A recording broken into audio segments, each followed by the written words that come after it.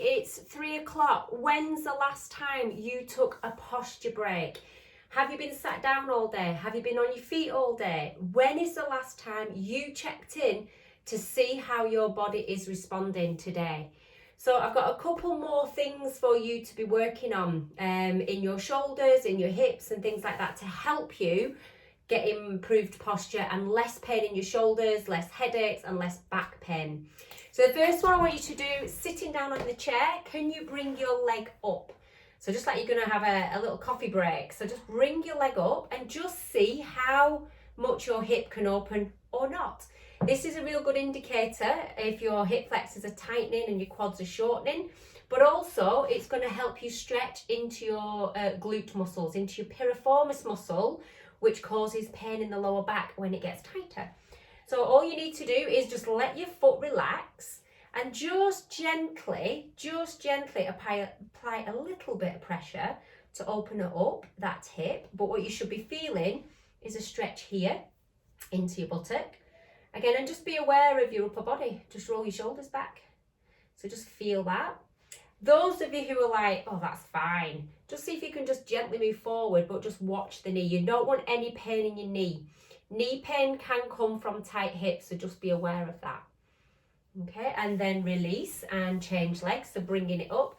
And if this is a struggle in itself, I can show you one lying on the floor shortly. So again, we're just sitting, we're just allowing that hip to open, so I'm not really forcing it, I'm just seeing where it goes. And then I'm just going to rest my hand, I'm just going to apply a little bit of pressure. So again, lift yourself up when you're doing this, yeah? So you're not sitting back doing it like this, you're lifting up and trying to sit and feel the stretch into your buttock here, okay? So that's a really good one just to get into your hips. Another one to get into your lower back and give your lower back a stretch is just allow your feet to go apart and just fold forwards. Just allow yourself to kind of relax down here and feel that there's a lovely stretch in your lower back. It's also going to stretch your inner groins as well. Just be careful if you feel dizzy, if you've got blood pressure. Maybe you only want to come half the way and have your head up. So any blood pressure problems, you don't want your head down, okay? Or you could do it if you can rest your head on something as well.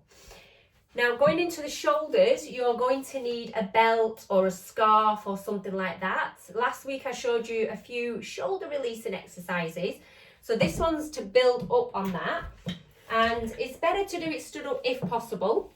So all we're going to do is put the belt onto your shoulder, your right shoulder, and then just take your right arm up and drop it down. So those of you used to being in the fitness classes, you've probably done tricep stretches. Yeah, very similar. So again, watch this. We don't want it going out. We want it coming in. So it's like your tricep, which is this bit, is coming into your face, and your bicep on top is rolling on top, okay? So you could do like a little mini tricep stretch.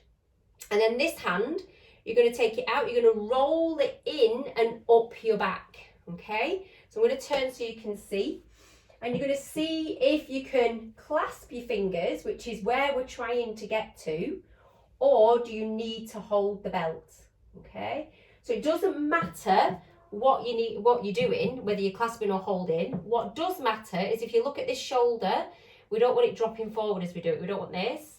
So then once you've got wherever it is, you've got to roll that shoulder back. And again, I was just conscious of leaning into the balls of the feet. So now I'm going to move into the heels. When I move into the heels, the thigh muscles engage, the pelvic floor muscle engages, the abdomen lifts up, lift your spine, extend upwards. So whether you're holding your fingers or the belt, that's the kind of idea of what we want. We want to lengthen the spine, we want to get some grounding into the legs.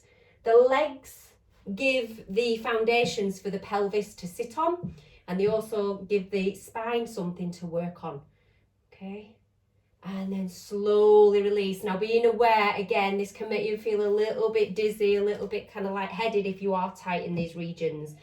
Any pain or discomfort in the shoulder, back off it a little bit. So I'll go through that with you now. So again, if you struggle with this and your arm just comes to here, then your goal is to just gently ease it back over time. It's not going to happen straight away, but you just need to understand what's going on in your shoulder. So we're just going to gently push it. And that might be enough for you at this stage. Those of you who can encourage a lift and eventually open the armpit, So we're going from here, trying to get to here. That's your first goal, okay? Then once you've got that, yep, you can encourage that. All right, so this arm comes round, roll, and it goes up. So this is my stiffer side. I'm left-handed, and I use this arm a lot more, so it's stiffer. So I can't get it, but I'm just about reaching my fingers on this side. So again, now what you need to do on this side, if you're struggling with the arm to come up your back, again, could you just hold your arm across? Yeah, that's your first stage. And roll your shoulder back. So maybe you could just do that. That's enough just to get into your shoulders. One arm and then the other arm. Those of you who can get into this, again, you've got to make sure, can you roll that shoulder back? Okay. And again, we're trying to feel that we're broadening across the chest and we're relaxing the shoulders down so the neck is nice and free. There's no gripping in my throat. There's no tension around my shoulders. But what the hands up the back is doing is actually supporting those back ribs to help you lift here in your chest. So again, once you've got that, ground your feet down, go back into your heels slightly. So if I turn sideways, what we don't want is this. Okay, that's going to go into your lower back. And obviously we don't want that either. So we're trying to get the pelvis underneath. So if you can see the black line down my trousers, I'm trying to get the hips over knees, over heels, and that really engages the legs, the abdomen, the pelvic floor. Okay. And again, start very gently into the shoulders. So you might only hold it a little bit, and then if you can, over time, build it up just to hold it a little bit longer. So do some lovely deep breathing in that chest area as well. Now, the final one for today I'm going to give you is stretching through your back. So you can use the back of your chair and you're going to come back. So because I'm going to go off you, I'm going to use the windowsill. So that's another one, or your desk or something. So again, roll your shoulders out and you're going to extend back. So this is where I tend to get this now. So again, if you tighten your shoulders, this angle is going to be less. And if you tighten your hamstrings, you're going to not want to stick your bum out. But over time, again, we're ideally trying to come with a flat back. So you're trying to get your heels under hips, feet are hip width apart. Those of you who are a little bit more flexible, you'll be tempted to go like this. And again, that's not good for your shoulders because you're pushing in the joint. So connect the belly button up to the spine and feel as though your buttock bones are going to the wall behind you, but your chest and your heart is going to the wall in front of you. So we're getting a beautiful stretch across the back, the upper shoulders. And again, another way of doing this, you could bring your chair in. Now, it depends. You need your chair, really, to come into the fold where you actually bend, okay? So if you've got a chair that can do that, or it can adjust in height, perfect. Bring that in as well. Get the distance set up so you can actually fold over your chair to help you get a good kind of stretch through the lower back as well. So we're not kind of dropping, we don't want any drops here. We want to lift here, but we want to get the shoulder blades moving in. So I'm not dropping the head, that's going to not be very pleasant for your neck. So just keeping your arms, head all in line. And feel as though you're kind of stretching towards your buttocks. And pull up your thighs, make your muscles work, press into your feet. So your legs are supporting the action. They don't just kind of stand there not doing anything. And then slowly come up. Okay, quickly before I go, I did promise you the first one. If you struggle sat down, you can come and lie down and just cross one leg over this way. Yeah, and then the other side. And cross that way. All right, so I hope these poses are helping you. I know last week's were the first session.